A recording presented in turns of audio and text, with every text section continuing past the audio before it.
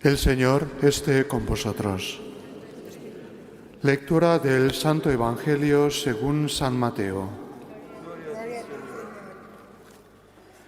En aquel tiempo Jesús tomó consigo a Pedro, a Santiago y a su hermano Juan, y subió con ellos aparte a un monte alto.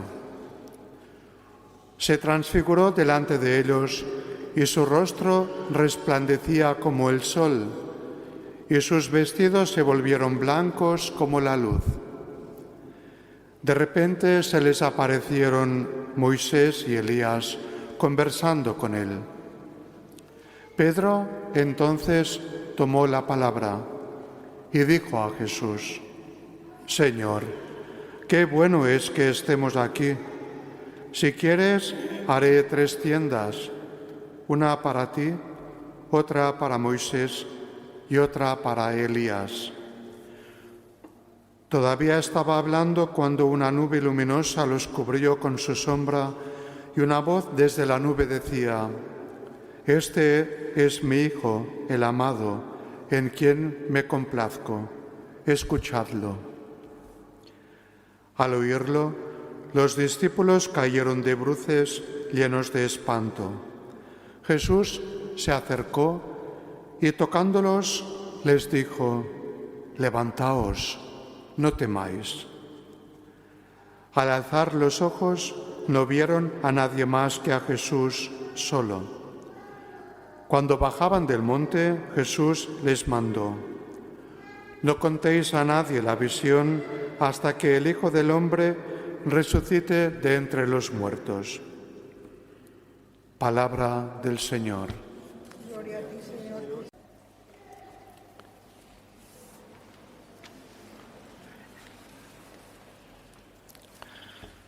La tradición identifica esta montaña en la que tuvo lugar este acontecimiento como la montaña del Tabor. La montaña del Tabor se encuentra en Galilea, no muy lejos de Nazaret. Es una montaña solitaria. Arriba se puede divisar toda la llanura en torno a la montaña de Israel. Uno puede dar la vuelta a 360 grados y tienes un panorama a distancia. La vista lo alcanza, es precioso. Esa montaña Jesús sube con los discípulos antes de iniciar un largo camino que será el último que va a realizar con ellos y que también va a terminar en 2 montañas que están ahora cerca de la ciudad de Jerusalén. Todos conocemos la montaña de los Olivos, al menos de referencia bíblica. Y luego hay otra montaña, que es la montaña del Gólgota. Entre medio está el valle del Cidrón. Antes de iniciar este último camino, un camino largo que transcurre por lugares pedregales, dificultosos, Jesús quiere facilitar la experiencia a los discípulos de que va a ser un camino difícil, pero que está marcado por esa experiencia de luz que es Él. Fijaos que sube en la montaña y allí se le reúnen 2 personas que nos podríamos preguntar: ¿y ahora por qué? Una es Moisés y la otra es Elías. Moisés es el representante de la ley del Señor. A él se le atribuyen los 5 primeros libros de la Biblia, el Pentateuco. Hace pocos días, en las misas de cada día, escuchábamos todavía el episodio que cuando Moisés, ya en la península del Sinaí, subió por indicación del Señor a la montaña del Sinaí. Y arriba en la montaña Él permaneció 40 días y 40 noches, también un número simbólico. Y allí también bajó la nube y allí se produjo el encuentro con el Señor.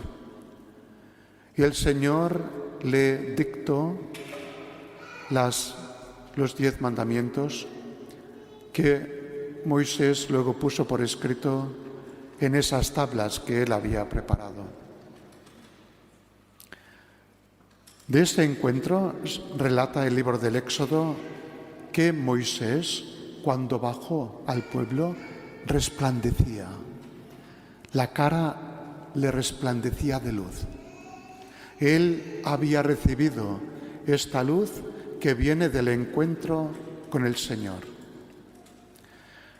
A lo mejor bajando mucho el nivel, pero todos hacemos experiencia a veces de personas que irradian. Hay personas que irradian paz, alegría, serenidad, que son agradables encontrarse con ellas, hablar, estar con ellas. Hay personas que por a lo mejor una circunstancia concreta irradian otras cosas. Angustia, miedo, inseguridad. Y Moisés había tenido el encuentro con el Señor y irradia luz. Y a Moisés, como representante de toda esta parte primera de la Biblia, se reúne con Jesús. Pero también está Elías. Y Elías aquí acude como representante de un gran ámbito también del Antiguo Testamento, que es los profetas.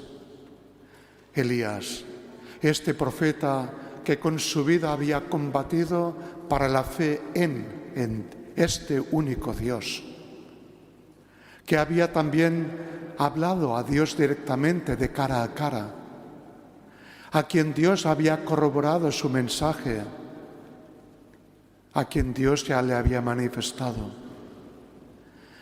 Y si se reúnen Moisés y Elías, la ley y los profetas con Jesús, el mensaje implícito de este Evangelio de hoy es que en Jesús se llena a la plenitud, se cumple.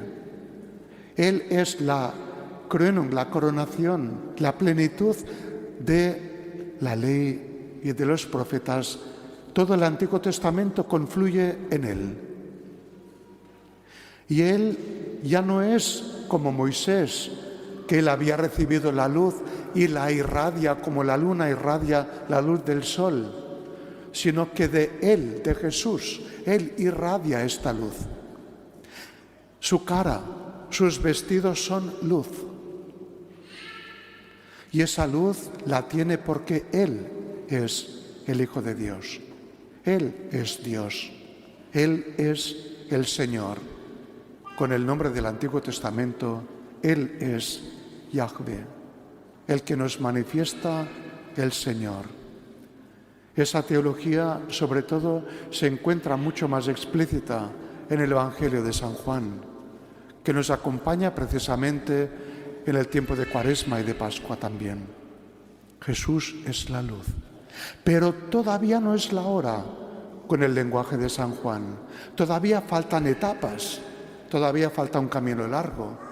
Un camino que será de subidas y bajadas, pedregoso, con sufrimiento, con rechazo, con sangre, hasta llegar a la cruz. Pero aquí en esta montaña del Tabor en Galilea, Jesús ya les da a los discípulos, a esos 3, en representación de todo el grupo, y también a la comunidad a quien Mateo escribía su Evangelio, se abre la puerta. Y cuando se abre un poquitín esa puerta, ya sale esa luz que se manifiesta plenamente en la resurrección. Y la resurrección también tiene lugar en la montaña que todos conocemos, que es el Gólgota. Cuando hablamos de Gólgota, lo asociamos en primer lugar con la cruz. Sí, es verdad.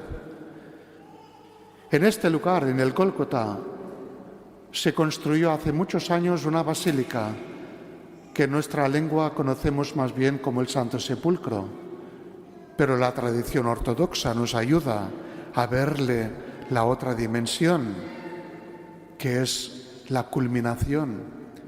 La Iglesia ortodoxa habla de la anástasi, y anástasi es resurrección. En esta Iglesia, en este lugar, en el Gólgota, a través de la cruz se manifiesta la plenitud de la luz de la resurrección.